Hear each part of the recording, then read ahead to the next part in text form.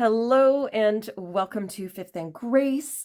First things first, I'm going to apologize for being so stuffed up.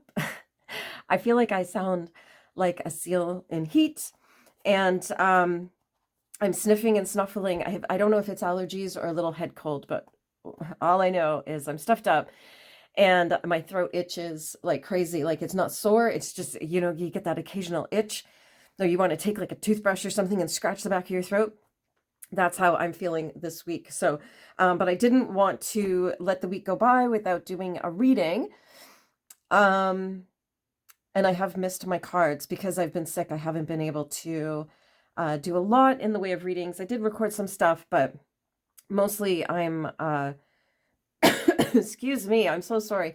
Mostly I'm just tending to my sinuses and whatever's going on there. Before we get going, oh, I should light my candle.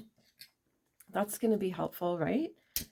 There we go. Make a wish, everyone. Okay.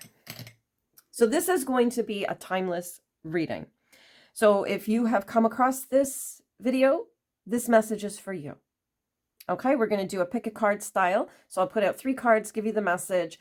You decide which card you would like.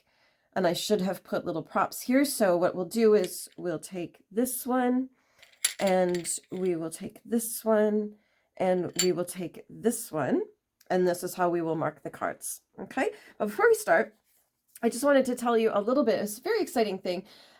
So if you're new here, you won't necessarily know that I am a minister, and I do go to a lot of weddings. And I did a little elopement the other day in the next town over, and the couple is Chinese, and they gave me this. They had already prepaid me. I always get paid up front when people book me for their ceremonies. But when I was finished, the groom gave me a red envelope. I won't tell you what was inside. It was very generous, but I thought that was really sweet. So, and it was sort of funny because I grew up in an area that by the time I left that area had a very large Chinese population. And this family of the couple that I married last week, they are from Toronto. So I grew up in Toronto in a place called Agincourt. And it was so funny because I said to them, oh my gosh, I've never been given a red envelope. And I grew up in Agincourt, and they all laughed. So if anybody is watching from Toronto and you know what Agincourt is, you'll understand why I was like, how is it I've never been given a red envelope until now? When I lived among so many Chinese people, I went to high school with lots of Chinese people. Actually, I went to high school with people from all over the world. My school looked like the UN. Our multicultural day was truly multicultural. And now I live in like the whitest town on earth, so I never see anybody who doesn't look like me. So it's sort of wild. When I go to the city, I'm always like, oh my gosh, I've totally forgotten that the rest of the world is a rainbow. And so yeah, I thought that was kind of neat. Thought I would share that with you. And here we go. We're gonna pull 3 cards, and then you pick a card. You can pick all 3. It's fine. You don't have to limit yourself. I'm not big on limits, so why should anybody limit you? So you can start with 1 card, and then if you like the message of all 3, perfect. There we go. So this today is we're going to look at what is coming up around the corner. And this is what you can't see. This is basically what you don't see coming. And this is a timeless card reveal. And it's just a message for anybody at any time, what's coming and what to keep an eye out for. And given that you've now been armed with information, you can also change your trajectory. You can arm yourself and be ready to take on whatever's coming, or you can just prepare yourself to accept it. So it's pretty simple. This isn't, rocket surgery that we're doing here. So we're just going to put 1 card and 2 cards and 3 cards. There we go. So we'll put this little guy. I think this is just a straight up plain agate. This is, oh my gosh, a flower agate maybe. I think that's called. And I can't remember what that is. It might be appetite or something. I can't remember. I'm terrible at remembering the names of crystals. So if you need a moment, pause the video now and then just start it again when you're ready. So we're going to start with card number 1. We have the Ten of Swords. If this is your card, if you've chosen the Ten of Swords, actually, I'll just put this right here. This is letting us know that something is coming to completion. Something is being finalized. Really what's coming through right now is that there's like some kind of business contract. It could be a real estate contract, could be a new job, could be could even be a marriage contract, but something is coming to completion. The word divorce just came in. If you're married and your marriage is struggling, that may be the direction that things go in the next little while. I would say, let's look at the next month of what could be coming up. There could be a conversation. You could be making decisions about your marriage. This is very much a mind game here. This is about words, thoughts, our mindset. Contracts is a big one when we work with the swords. There's definitely excuse me. There's definitely a contract element here. So this is definitely something coming to completion. It's there's a message coming in of exhaustion, like it's got to end because it's just, there's burnout, there's a breakdown, there's a collapse of something hitting a wall. You do not need to continue on with something that is harder than it needs to be. I'm a true believer in the law of least effort, which is when people say, how do I know I'm on the right path? Because the path just unfolds for you so easily. Everything just falls into place. Trust that. If things are not falling into place, it might be the wrong path. It might be the wrong time. And that's okay. If you're really set on something, it's okay to put it on the shelf for a little while and just say, you know what, this might not be the right time for this, and then go and focus on something else. It's also an excellent reminder that as you're plugging along with something, if you're struggling every day, that may be because there's other opportunities around you that you need to look at and perhaps pursue instead. So, you know, that one door closes and a window opens. Excuse me. You definitely want to like look up every once in a while and look around to see where is your next move, because if what you're doing isn't working, it's okay to release it. It's okay to say, I'm just not going to do this anymore. And don't let the fact that you've invested time, money, or energy sway that for you. If it's not working, it's not working. It may work later, but it's not working right now. Don't exhaust yourself. Don't be running up against a brick wall just because that's what you've always been doing. There's a fantastic book by Malcolm Gladwell, and I'll think of the name. It's one of his early books. And he talks about loss aversion. And it's that idea that we will continue to do something that's not working simply because we've invested a lot of ourselves in it. Don't do that. Don't do that. That's not a good idea. This is why so many people end up unhappy, because they feel like they have to keep doing things. Think of it like reading a book, okay? How many of us have read books that we hated because we felt like we needed to finish what we started? Because our mother told us, our boomer mother told us to start what we finished, right? But it's okay if the book's not working and you're not liking it and the pages aren't turning, go put it down. Go read another book. It doesn't matter, unless it's like for school or work or something. I mean, anything for school or work is probably really boring anyway. But if you're reading for pleasure, read for pleasure. If there's no pleasure in it, stop doing it. Okay, so there's your big message. If you chose card number 1, you could have chosen all of them. So we'll see. I'm totally cool with that. Whatever card you choose, please let me know in the comments and let me know how that landed for you. And then maybe come back in a few weeks and let me know how things unfolded, because I'm always curious to see what lands for each person and how it manifests, because it's like pretty cool to be able to do this kind of work and tap into energy. So card number 2, our Ace of Pentacles. Ooh, You know, I often find that the pick three cards, or like pick a card from three cards, it's always like the story is always flows. So this message, if this is the card you picked and you skipped over this, you might want to go back over this one. So this is letting us know that there's something new coming. There's a new idea or concept or physical opportunity.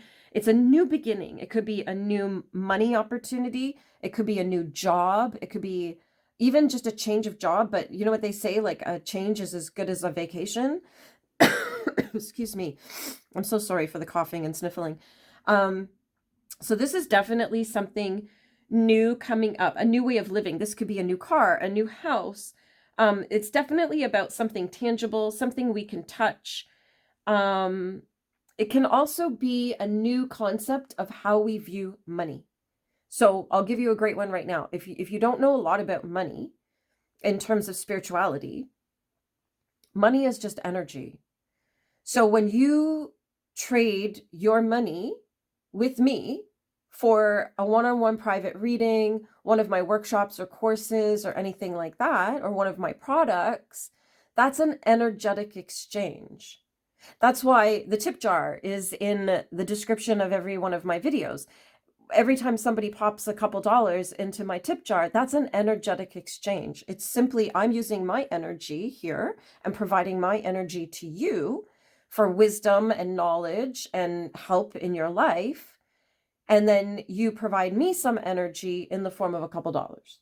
So when we wrap our heads around the idea that money is simply energy and buying something is simply an energetic exchange, it really changes how money comes into our lives. So you could be experiencing, and like I said, over the next month or so, let's just take us right to the end of 2024.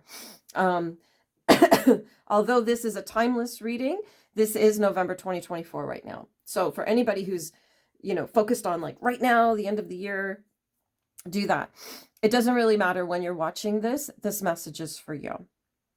And so this could be, like I said, a new way of viewing money, that your view of money could be evolving. It could be changing, or you could just have a whole new mind blown view of money, and that changes your entire life.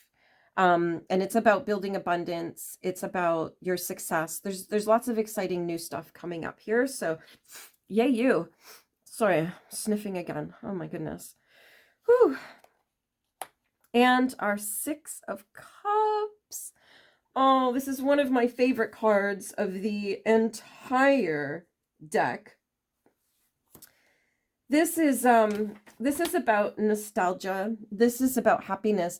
I often see this card when I'm working with couples who have been married a long, long time, when they met when they were very young. This is also a great reminder to tap into your inner child. Anytime this card comes up, I always say, whatever it was that you loved to do when you were a child, and what just popped in was light bright. I used to love doing that, and I didn't have one, so I always had to use my friends, and I loved it. But light bright,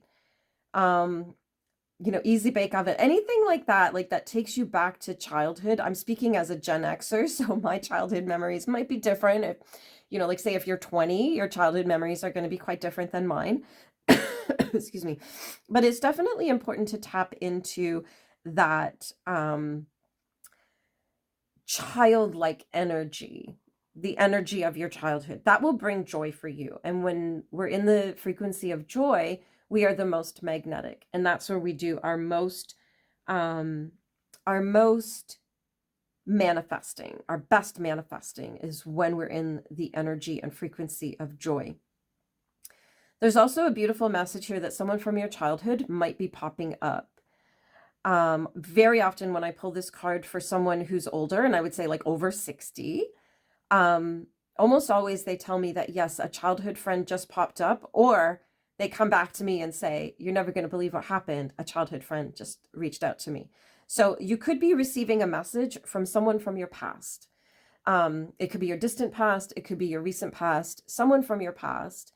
And we could be revisiting the nostalgia of childhood. Interesting that, yeah, that inner child and childhood thing is very much coming through strong. We're really tapping into, I think, it's really important to embrace the little things in life. You know, children, even my son right now, he's 16 years old. If I handed him an Oreo, his little face would light up. Like, he gets so much joy and he expresses it, and he's not, he doesn't hold back when it, especially when it comes to food. My Taurus child. But you definitely want to look for opportunities to tap into your inner child, find that nostalgic joy. And again, you may be hearing from someone from your past. Oh, it feels so strong that it's like a high school boyfriend or girlfriend. I want to say boyfriend. Most of the people who watch me are female. But it could be a girlfriend. It could be like a high school girlfriend, that innocent, sweet, holding hands, romance, love that just can't last. It does for some people. It does for some people, but for most people, that's the training ground for how to actually have the real relationships later on in your life. So it's good to get your heart broken when you're a teenager, because it makes it a lot easier to handle heartbreak when you're an adult too. And it happens.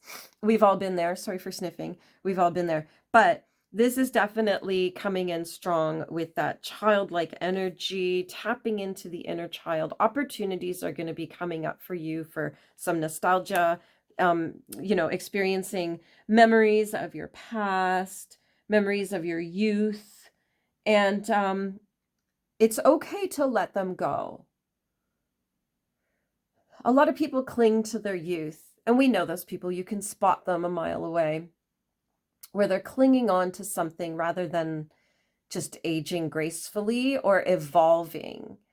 You know, think of the guy who was in the rock band in the 80s and is now like knocking on 60 and still dresses and tries to look like he's in a rock band. Meanwhile, he's, you know, like a retired suburban dad, like that kind of thing. And there's nothing wrong with that, but if you feel like it's not working for you, just let it go and come up with something new. There's lots of people out there that can help you create a new style, a new look, and a new vision for your life based on who you are now, rather than based on who you were in 1985. Okay, believe me, I was 14 in 1985. I would love to be 14 again. I've just chosen to not grow up. But occasionally I do have to act like a grown-up and an adult in society, but it's okay to tap into those youthful energies. I find at certain times of the year, I am feeling very nostalgic. You know, usually any of the holidays has me, you know, thinking back to childhood holidays and things like that. So it's good to tap into that energy, but keep an eye out for someone from your past, from your youth or your childhood to be popping up with a message for you. It could just be a simple reminder of how far you've come. It could be to reconnect. It could be with good news, bad news, whatever it is. Pop back and let me know in the comments. If you are new here, welcome. I'm so excited to get to know you. Please leave a comment and let me know you popped by. I am loving all the conversations that we've been having here. If you are an old friend, thanks for sticking around and popping back in. Whoever you are, leave a comment, let me know. And don't forget to click the subscribe button so you never miss a thing. It also helps me grow my channel. The bigger my channel gets, the more I can offer. The tip jar I use to buy things that I add to the channel. So for example, I think this was the October tips. I bought these. And these are little telltale tokens that we use for investigative readings.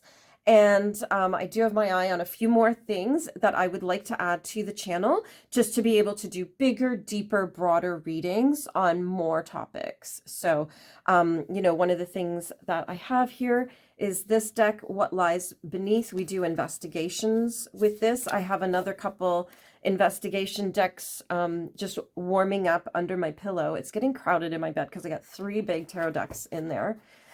I also have, you know, this is the investigation deck as well. There's all kinds of great things we can do, and we're going to start doing a lot more investigations. There's going to be more live tarot readings.